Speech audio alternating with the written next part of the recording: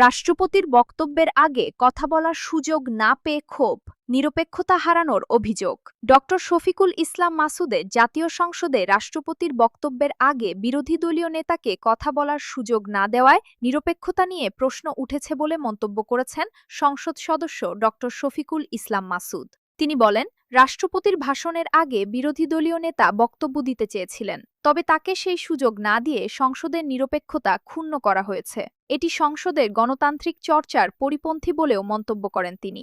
Doctor Masud আরও বলেন, সংসদে বিরোধী দলের মতামত প্রকাশের সুযোগ থাকা উচিত, কিন্তু সেই সুযোগ সীমিত করা হলে গণতান্ত্রিক পরিবেশ বাধাগ্রস্ত হয়। তিনি আশা প্রকাশ করেন, ভবিষ্যতে সংসদ পরিচালনার ক্ষেত্রে সব পক্ষের মতামতকে সমান গুরুত্ব দিয়ে গণতান্ত্রিক ধারা বজায় রাখা হবে। আজ ১৩ মার্চ শুক্রবার রাজধানীর হাজারীবাগ পার্কে অসহায় অসুবিধা বঞ্চিত মানুষদের ঈদ উপহার সামগ্রী বিতরণ অনুষ্ঠানে প্রধান অতিথির বক্তব্যে একথা বলেন ডক্টর শফিকুল ইসলাম মাসুদ, এমপি।